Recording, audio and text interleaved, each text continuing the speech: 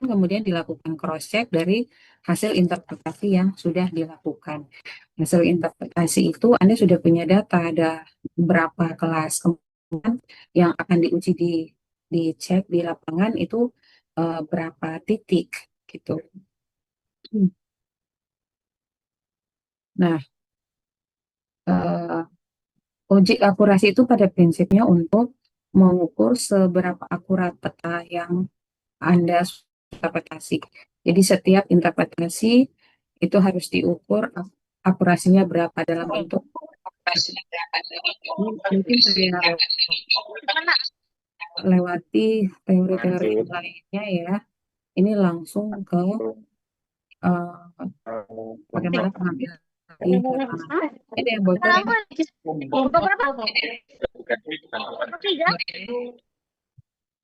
Ini spreadsheet.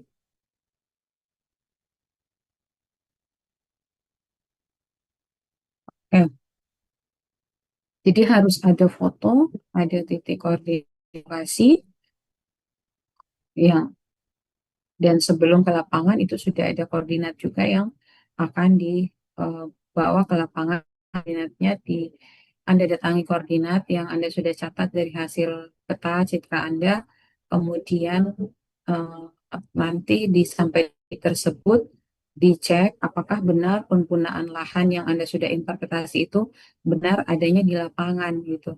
Anda interpretasi kebenaran ternyata di lapangan menjadi pemukiman atau menjadi sawah atau sawah kemudian berubah menjadi pemukiman. Nah, itu yang harus didata.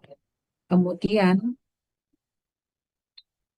nah ini kan kalau Anda melakukan interpretasinya by digital dengan pakai ROI. Tapi kalau Anda pakai interpretasi manual yang visual dengan melakukan digitasi itu boleh juga. Jadi model interpretasi itu ada dua, dilakukan dengan digital seperti ini, Anda mengklasifikasikan ini air dalam, sehingga nanti akan ada peta seperti yang di bawah ini, merah-merah ini ya. Nah, ini ya, ini peta hasil klasifikasi. Jadi ada berapa kelas, Anda buat RO di MP. Tapi ini kalau pakai digital. Kalau pakai visual itu Anda mendigitasi.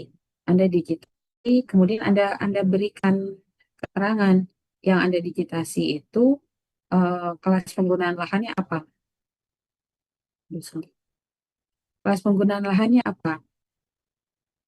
Apakah uh, misalnya tadi pemukiman, kalau citra resolusi yang digunakan citra resolusi tinggi, maka bisa detail sampai ke pemukiman.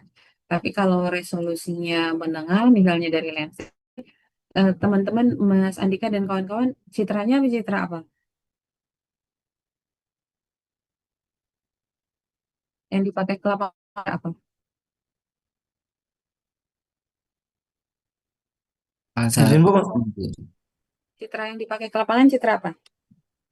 Bangsa 8, Bu. Lensat. Oh, oke, lensat itu sangat susah untuk diinterpretasi secara visual ya. Lensat itu 30 meter. Anda ini harusnya pakai Sentinel. Jadi teman-teman kalau tidak tersedia data bisa pakai data sendiri juga mungkin boleh pakai Sentinel. Range Sentinel meter. Kalau Landsat kan 30 meter. Landsat ya Anda paling bisa klasifikasi secara digital seperti ini. Anda menentukan ROI-nya.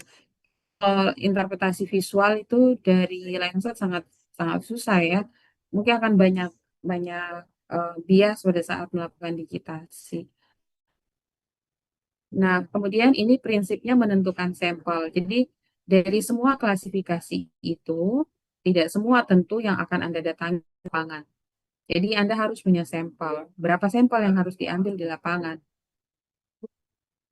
Jadi tekniknya itu kita uh, pakai pakai purposive atau pakai stratified.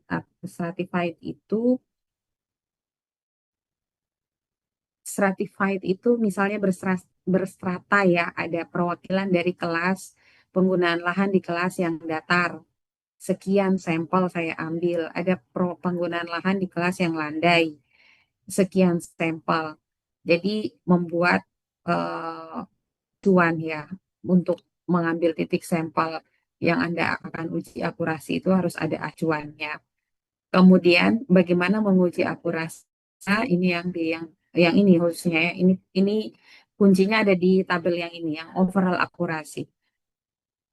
Jadi misalnya begini, titik Anda, sampel Anda itu ada 115 titik untuk sawah, untuk interpretasi penggunaannya sawah atau tutupan lahannya sawah, 115 titik. Kemudian vegetasi yang rapat itu ada 100 titik. Air kolam ada 115 titik. Kemudian lahan terbuka ada 104 titik. Nah,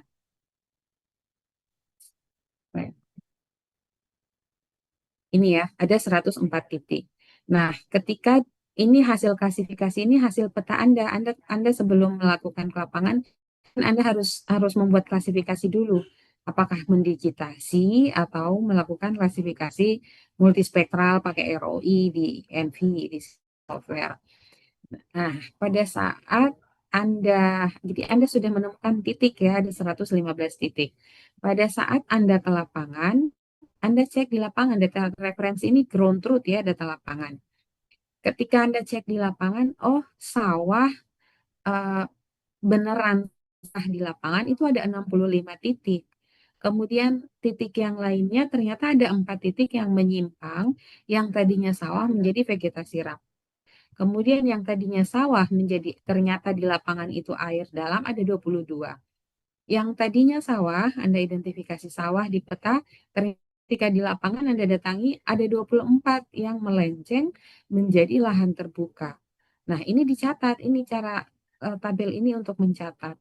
Berarti ada sekitar ini ya 115 kurangi 65 ini ada 4, 22 tambah 24 ini yang keliru ini, yang salah. Yang saya kotakin merah, di kotakin merah ini adalah yang benar. Nah, kemudian ini ada 4 kelas tutupan lahan. Kemudian vegetasi rapat. Vegetasi rapat ada dari 100 sampel, dari 100 titik, ternyata ada 81 yang benar. Ada 6 menyimpang ketika dicek di lapangan menjadi sawah. Kemudian ada 5 yang menyimpang menjadi air dalam dan lahan terbuka itu ada 8. Sama seperti itu semua. Kemudian bagaimana hitung akurasinya? Yang benar ini dijumlahkan 65 ditambah 81 tambah 85 tambah 90. Nah, hasilnya berapa dibagi dengan total keseluruhan sampel yang seharusnya. Yang seharusnya itu kan jumlah total keseluruhan ya. Sawah itu 115, vegetasi rapat 100, air dalam 11, lahan terbuka 100. Kalau tidak sampai ratusan bagaimana Bu? Karena wilayahnya kecil. Ya mungkin ada 30. 30 dari 30 sawah. Itu yang berubah menjadi vegetasi rapat berapa? Mungkin 2. Kemudian menjadi ternyata air dalam di lapangan ada berapa? Ternyata 3. Kenapa kok bisa sawah di air dalam? Sawah mungkin pada saat perekaman ini direkam pada bulan Desember atau Januari pada musim penghujan. Sehingga kandungan air di tanah itu pantulan air yang sampai ke sensor. Sehingga terdeteksi itu air dalam. Sehingga ketika mengklasifikasi keliru karena kita melihat kok pantulan spektralnya sama dengan air ya gitu. Begitu dicek di lapangan ternyata memang air. Kita identifikasi itu sawah. Nah, kemudian misalnya hanya 30-an sampel, maka di sini totalnya 30. Dicek yang benar-benar berapa itu dijumlahkan dibagi dengan 30 kalau jumlah total sampel 30. Jadi sampel itu minimal 30 ya, minimal 30. Lebih dari itu boleh. Kemudian ini, kalau pakai data yang ini, itu dijumlahkan, dibagi dengan total 434, dikalikan 100%. Hasilnya 74%. Inilah hasil akurasi peta Anda yang terakhir. 74%. Nah, ini cara untuk hitung akurasi. Jadi ini, tabel ini atau analisis ini Anda lakukan di akhir setelah Anda lapangan. Itu. Sampai pertanyaan?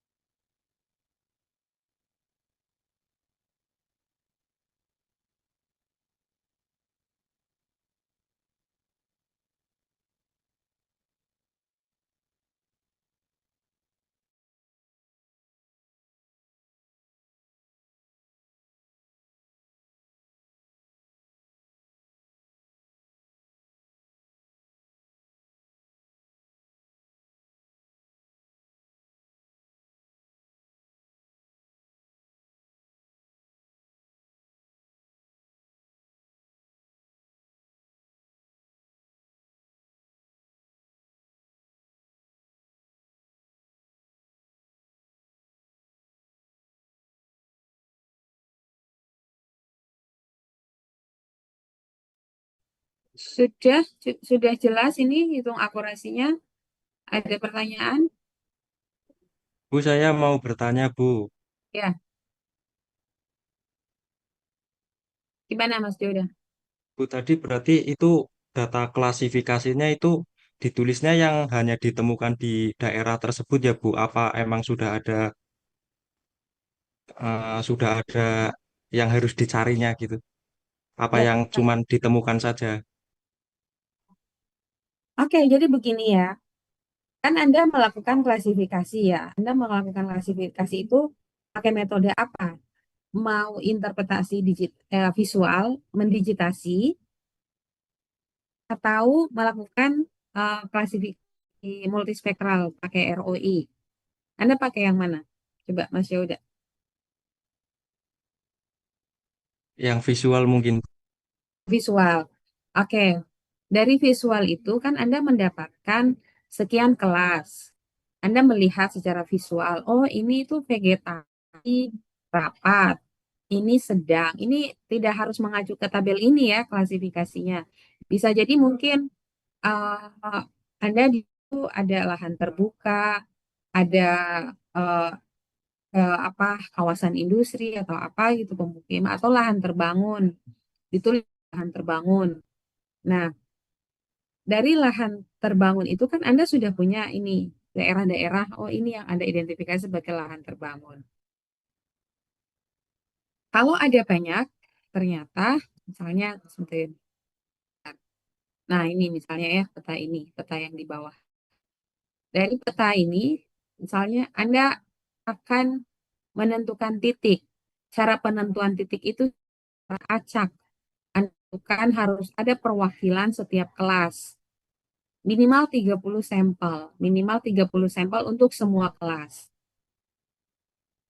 Kalau misalnya kebun campuran ternyata lebih luas area yang hasil lebih luas ketika diinterpretasi ternyata di wilayah area yang saya interpretasi ternyata lebih banyak kebun campuran. Maka sampel kebun campuran harus lebih banyak. Kemudian airnya ternyata eh, luasan airnya ternyata sedikit. Maka maka sampel airnya sedikit. Yang penting ada sampel untuk air. Nah, catat titik koordinatnya. Ini kan kalau di eh, Anda analisis di ArcGIS, di Quantum GIS, di NV, Anda bisa klik itu bisa kelihatan koordinatnya. Anda catat koordinatnya setiap titik. Atau Anda buatkan Excel. Jadi seperti ini sebentar.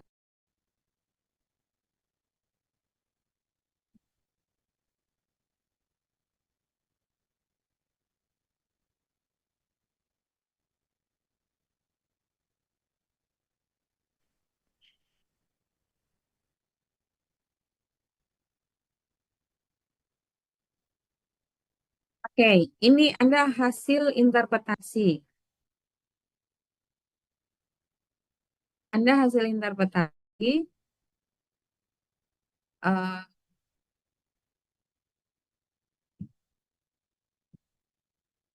nah, koordinatnya. Anda catat berdasarkan hasil interpretasi Anda. Sebentar. Ini belum buru-buru Jumatan kan ya? Masih sebentar masih bisa.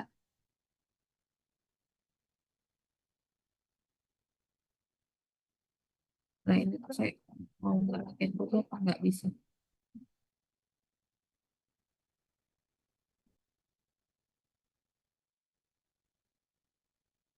Koordinatnya, Anda catat koordinatnya di software yang eh, Anda ini. Sebentar Mas, kok saya kursornya ini geser-geser gerak-gerak sendiri.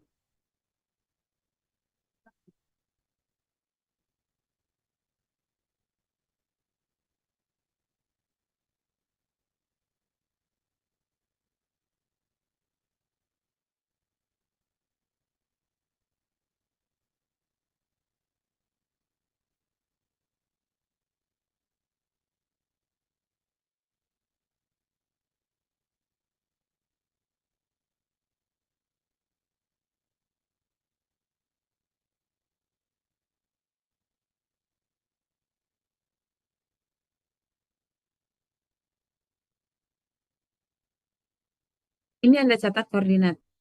Ter-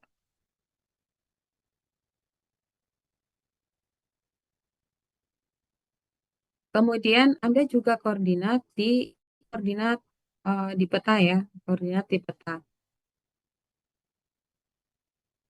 X-nya berapa? Kemudian Anda catat ada koordinat di lapangan. Atau boleh juga koordinatnya nggak perlu di lapangan, tapi Anda cek ini ketika di peta itu Anda interpretasinya apa? Lokasinya. Misalnya nomor satu, sampel nomor satu itu koordinatnya sekian, kosong, eh, 04 titik-titik atau berapa gitu, terus ini 921 berapa misalnya koordinatnya. Penggunaan lahannya ternyata misalnya kebun campuran. Nah, form ini Anda bawa nih kalau ya setelah ada beberapa titik Anda cek PL existing atau lapangan. Titik yang sama, ini Anda kan masukkan ke GPS, Anda datangi titik itu, benar nggak kebun campuran? Recording in progress. Benar nggak kebun campuran? Ternyata kebun campuran. Oke, ini satu ya. Ini Anda data dulu semuanya. Sehingga nanti di akhir baru Anda hitung. PL, sampel yang kedua apa? Sawah. Ternyata sampai di sana apa? Ternyata air, gitu. Sampel yang ketiga apa? Lahan terbangun. Kalau lahan terbangun, kalau Anda mau spesifikasi, lahan terbangun bisa industri, bisa rumah. Tapi kalau mau digeneralisir menjadi satu kelas bahwa itu lahan terbangun, bisa termasuk industri, sekolah, pokoknya yang lahan terbangun.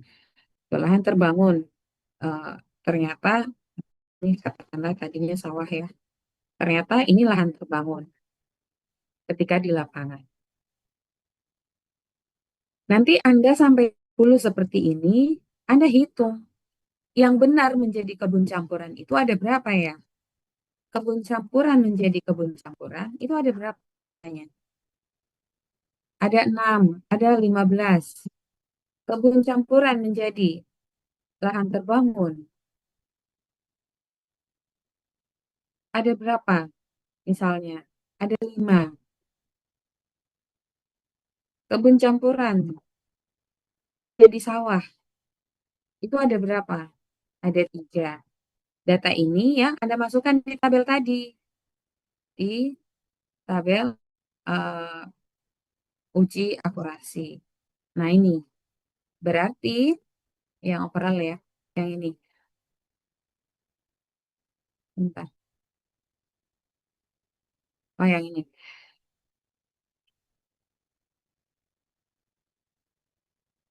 Screen-nya, share screen semua.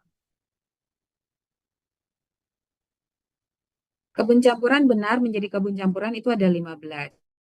Maka masukkan ke sini berarti 15. 15. Jadi kebun campuran menjadi yang angka 65 ini menjadi 15. Seperti itu. Jadi tabelnya begitu. Anda ya identifikasi awalnya pakai Excel seperti tadi. Anda data dulu hasilnya, hasil presentasi Anda. Kalau Anda mengklasifikasikan ada 5, maka ada 5 perwakilan sampel di sini. Kalau kebun campurannya lebih besar luasannya, itu kan kalau Anda mendigitasi manual, Anda bisa hitung total luasan setiap setiap lahan itu berapa luasannya. Yang lebih luas itulah sampel yang paling banyak. Jadi kebun campuran Anda datangi itu ada berapa titiknya. Misalnya sampelnya kebun campuran itu karena dia lebih luas, ya Anda menentukan sampel kebun campuran ada 15 atau misalnya ada 20. Ternyata yang eh,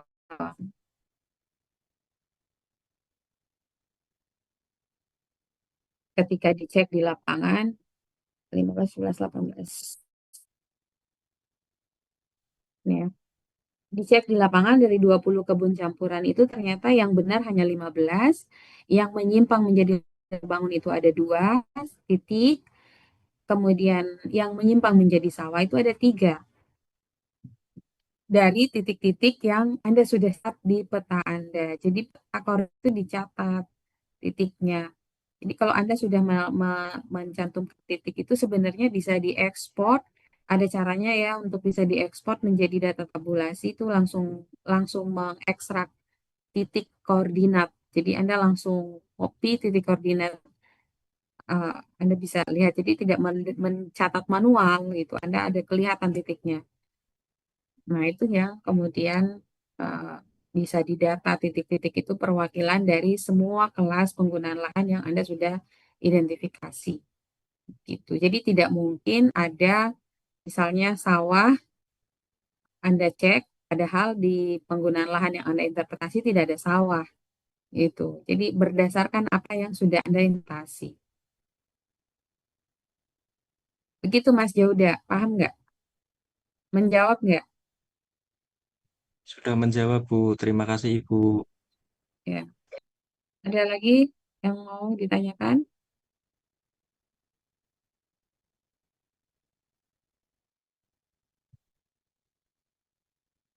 Materinya mungkin nanti teman-teman bisa share. Ada ada beberapa ya pada saat melakukan uji akurasi bukan hanya akurasi keseluruhan, tapi intinya adalah pada overall akurasi ke semua ke akurasi keseluruhan. Nah,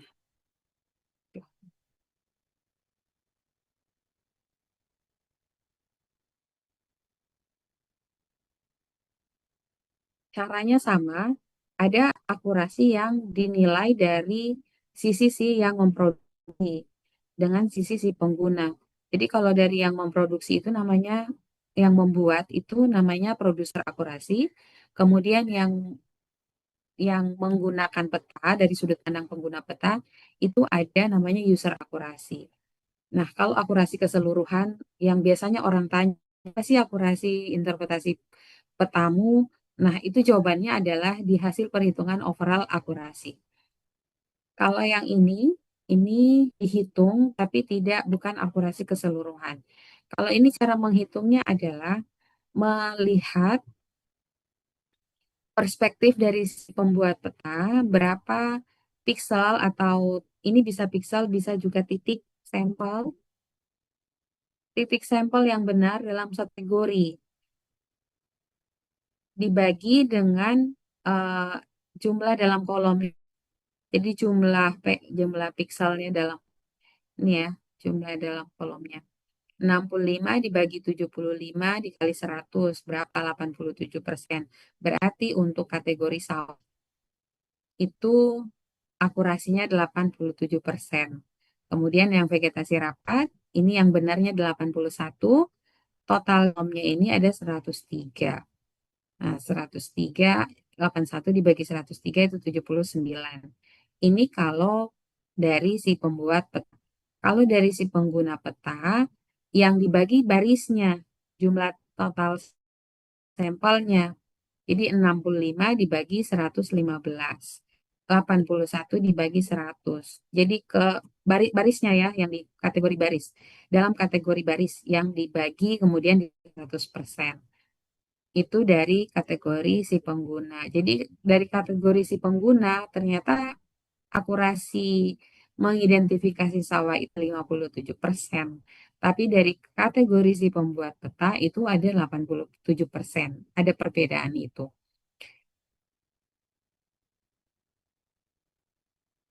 Jadi ini sudah ada cara-cara untuk menghitungnya.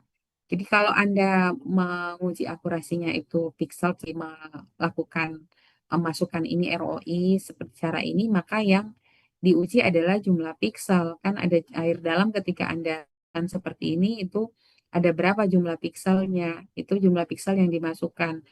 Tapi kalau pakai interpretasi secara visual, digitasi mendigitasi ini sawah itu. Nah, itu titiknya ya. Jadi ada perwakilan titik sawah. Ambil aja mana aja yang penting sawah. Tentukan titiknya di mana, bagian di mana aja yang selama itu yang bagian area yang Anda klaim sebagai sawah. Jadi aja taruh titiknya. Ini yang kira-kira mudah untuk saya datangi. Bagaimana cara tahunya itu mudah didatangi? Anda tumpang susunkan dengan administrasi jalan, sehingga Anda kira-kira kalau saya datangi ini mudah untuk diakses. Begitu.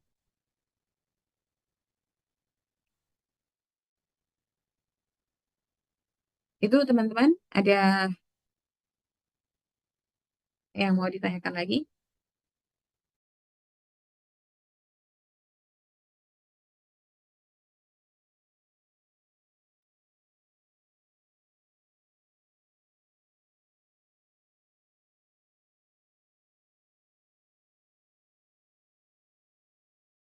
Sudah jelas? Jadi mungkin ini teman-teman Mas Andika, Mas Raka, dan teman-teman yang lain, eh, kalau misalnya disediakannya dari Aspak, mungkin kalau ada yang mau mencoba mengambil citra sendiri, boleh silakan. Kalau punya citra sendiri, yang penting tahu ini direkam kapan. Kenapa? Kalau direkamnya tahun yang sudah beberapa tahun lalu, khawatirnya ketika dicek di lapangan itu sudah pada berubah gitu. Tadinya di itu sawah, ternyata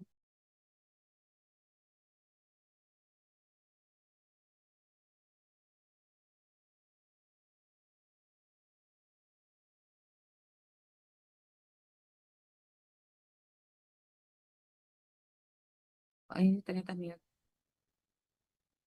Jadi kalau misalnya teman-teman sudah ada citranya disediakan, eh, bisa akurasi itu akan sangat ditentukan oleh resolusi citra.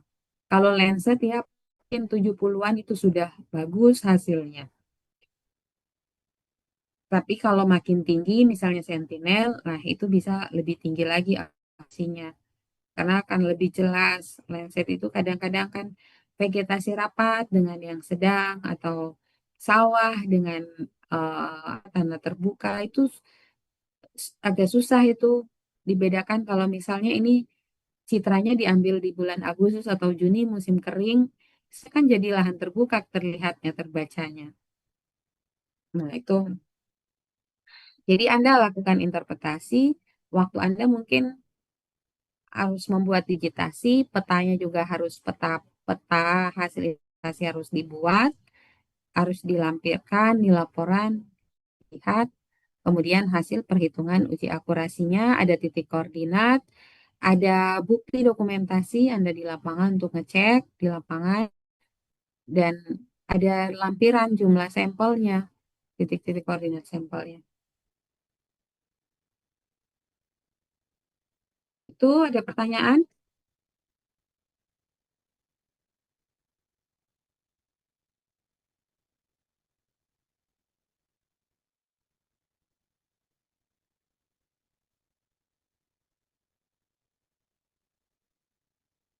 Kalau tidak ada, sudah jelas ya. Tapi kalau ada pertanyaan yang lain, belum eh, perlu diberikan pemahaman lagi, bisa kontak ke Asprak ya masing-masing.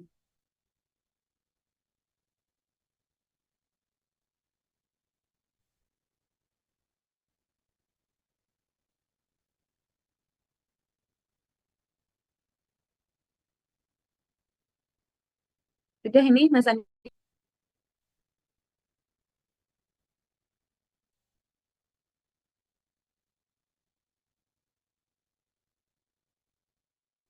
atau ada yang masalah teknis yang perlu didiskusikan, silakan.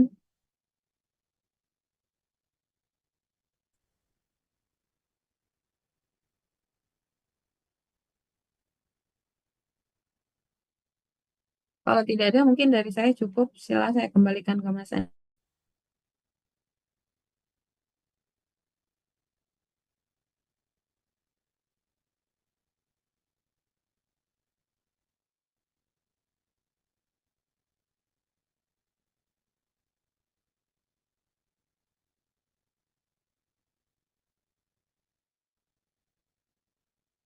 Baik, Ibu. Terima kasih atas penyampaiannya. Untuk teman-teman, apakah ada pertanyaan?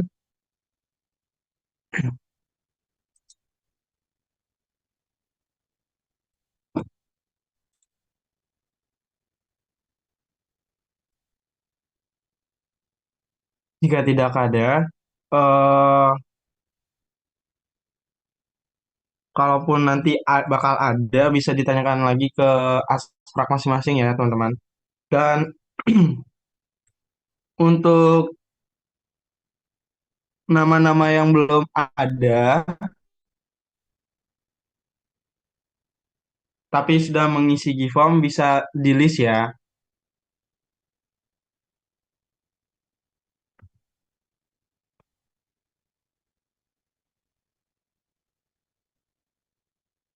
Dan untuk mendownload bahannya, bakal diberikan tutor gimana cara mendownload bahannya, dan gimana cara penggunaannya juga. Seperti itu. Sekali lagi dari teman-teman, apakah ada pertanyaan?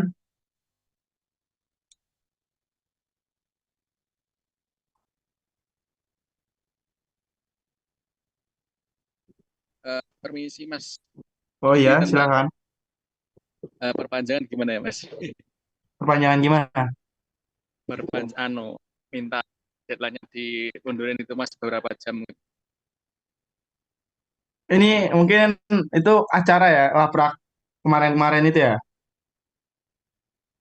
Yang acara 7 ini Mas. Oh ya, itu bisa ditanyain aja untuk mengenai itu. Oke, makasih Mas. Oke, oke.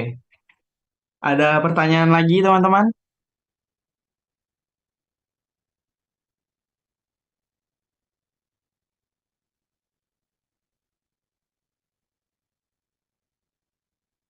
Oke, baik. Jika tidak ada pertanyaan, semoga teman-teman benar-benar paham mengenai praktikum kita yang terakhir ini. Sampai bertemu di responsi. Selamat dan semangat mengerjakan UAS ya, teman-teman. Dari teman-teman Asprak, apakah ada tambahan? Yang cukup, Dik. Oke, baik. Jika cukup, karena sudah tidak ada pertanyaan atau yang ingin menambahkan, eh, aku akhiri. Wassalamualaikum warahmatullahi wabarakatuh. Waalaikumsalam warahmatullahi wabarakatuh.